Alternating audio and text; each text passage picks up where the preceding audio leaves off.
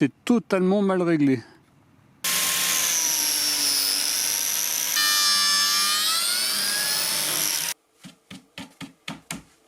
Bonjour tout le monde, alors dans cette première vidéo de l'année, on va tester la nouvelle version de la fraiseuse à lamelles de Parkside que j'ai acheté chez Lidl à 35 €. Je vais l'utiliser pour fabriquer un meuble vraiment très basique. Et c'est pour moi l'occasion de vous souhaiter une excellente année 2024. Santé, bonheur, réussite et plein de nouveautés Parkside. C'est la PFDF 900B2, celle que je vous avais déjà présentée, c'était la version A1. Puissance 900 watts, rotation à vide 11 000 tours minute. Le diamètre de la lame de fraisage c'est 100 mm. La profondeur de fraisage max 20 mm. Elle est fournie avec des accessoires et elle est garantie 3 ans.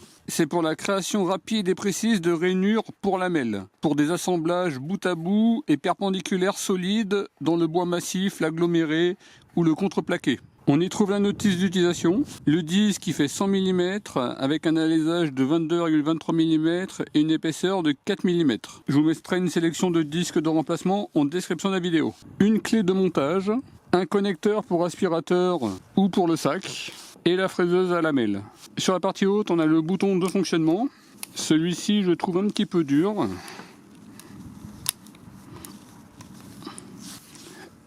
Une poignée. Un bouton de verrouillage de la broche lorsqu'on va changer la lame. Une butée avant avec réglage de la hauteur. C'est gradué jusqu'à 40 mm. Avec un petit bouton de verrouillage à ce niveau-là. Une petite butée de profondeur. Là, je suis sur le niveau maximum. 20 mm. En fonction des petites lamelles que vous allez utiliser.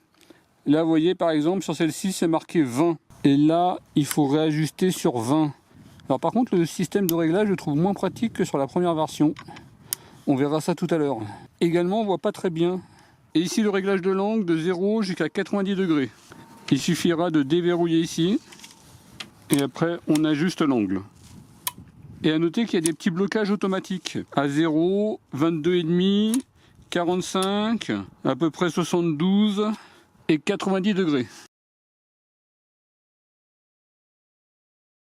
La version A1 que je vous avais déjà présentée est la B2. Ils ont modifié la règle avant entre la B2 et la A1. J'aurais tendance à préférer la règle de la A1.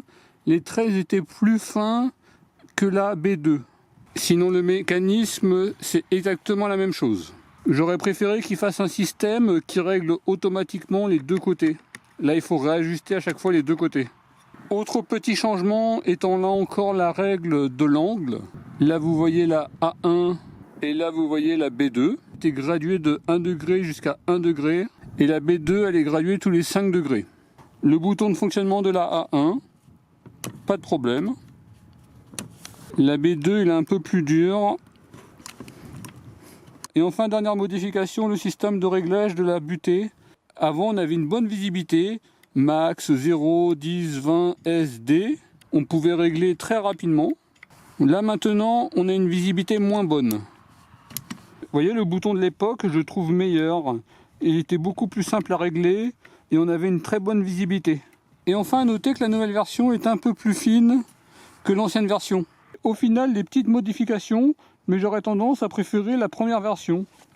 Dites-moi en commentaire de la vidéo, qu'est-ce que vous en pensez ?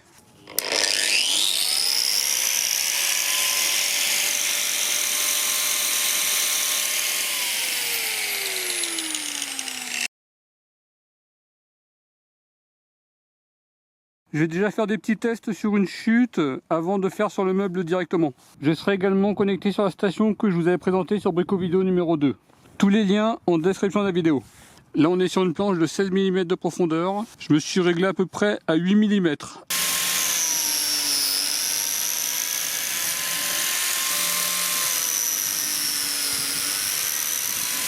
C'est totalement mal réglé.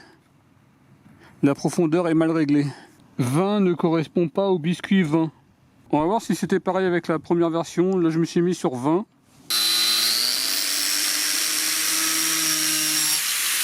Là ça n'a absolument rien à voir. Et là il n'y a pas de problème avec les lamelles 20. Là c'est bien réglé, vous voyez.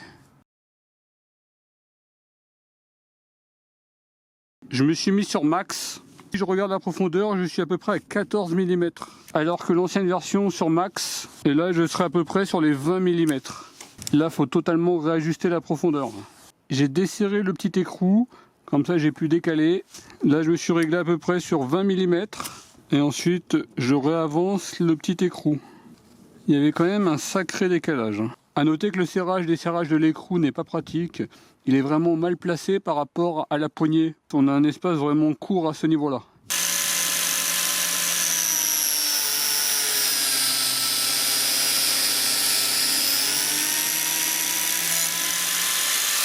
Biscuits de vin, maintenant il n'y a plus de problème.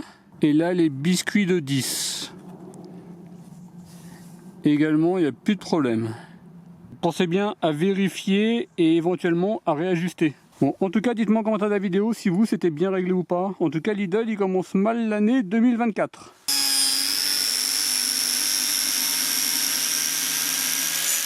Là j'étais en réglage 20, j'ai percé de ce côté et ça n'a pas percé de ce côté-là.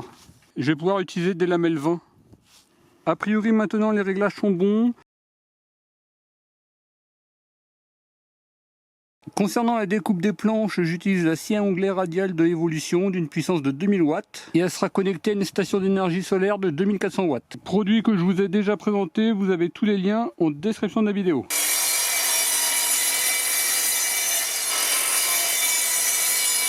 J'ai terminé toutes les découpes, il n'y a eu aucun problème. Là je vais faire les marques où je vais passer la fraiseuse de Parkside. Alors je ne sais pas s'il faut mettre 2 biscuits ou 3 biscuits. Dites-moi en commentaire de la vidéo, est-ce que 2 biscuits auraient pu suffire? Là je vais partir sur 3 biscuits. J'ai terminé toutes mes petites marques. Je vais passer la machine ici, ici, ici. À ces endroits-là je vais passer la machine. Et également j'ai marqué tous les côtés que je devais faire. Là au total je vais faire pas loin de 60 perçages avec la machine.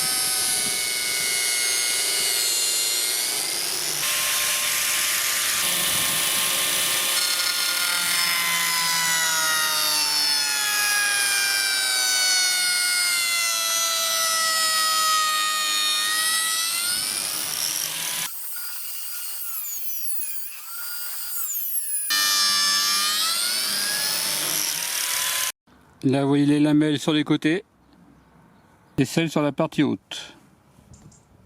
J'ai terminé mes 7 planches. Au final c'est vraiment très rapide. Et pour celles-ci qui étaient peut-être les plus risquées, finalement comme j'avais fait les traits au niveau de la largeur de la planche, finalement ça m'a bien aidé au moment d'utilisation de la fraiseuse. Rien à signaler sur pratiquement 60 utilisations. Par contre le sac qui se remplit vraiment très rapidement, il faut le vider régulièrement. J'ai plus qu'à assembler le meuble. Je vais mettre de la colle et des petits biscuits.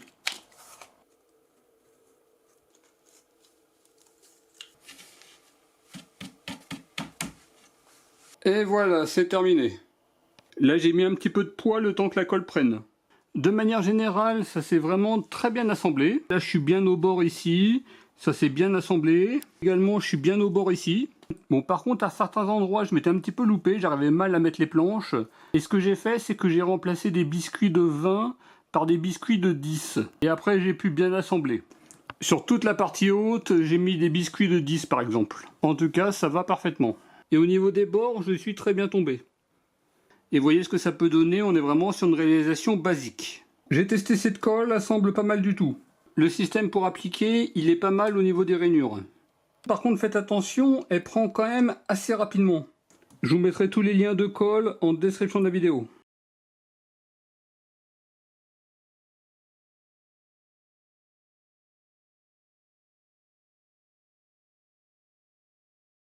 Voilà pour la petite présentation test de la fraiseuse de Parkside. Au niveau des avantages, on a une bonne performance. On fait des rainures très facilement. La machine qui ne se sera pas déréglée au niveau de la hauteur durant tout le test. À noter que j'avais bien serré. J'ai réussi à assembler un petit meuble basique assez facilement. On peut régler facilement la profondeur des rainures en fonction des biscuits qu'on utilise. On peut ajuster la hauteur des rainures jusqu'à 40 mm, l'angle à 90 degrés avec 4 blocages. On a une assez bonne récupération des copeaux. Au niveau des points négatifs, le bouton de fonctionnement, je trouve un petit peu difficile. La butée manque de visibilité. La profondeur de rainurage qui était totalement fausse. Quand on veut changer de disque, j'aurais préféré un système un peu plus rapide. Quand on ajuste la hauteur, alors je ne sais pas si c'est pareil avec les autres rainureuses, n'hésitez pas à me le dire en commentaire de la vidéo, mais quand on ajuste un côté, ça n'ajuste pas de manière identique l'autre côté. Il faut faire attention à bien le réajuster. Et la règle pourrait manquer un petit peu de visibilité. Donc surtout merci de laisser vos avis en commentaire de la vidéo. En tout cas je vous remercie d'avoir regardé cette vidéo et je vous dis à très bientôt. Au revoir.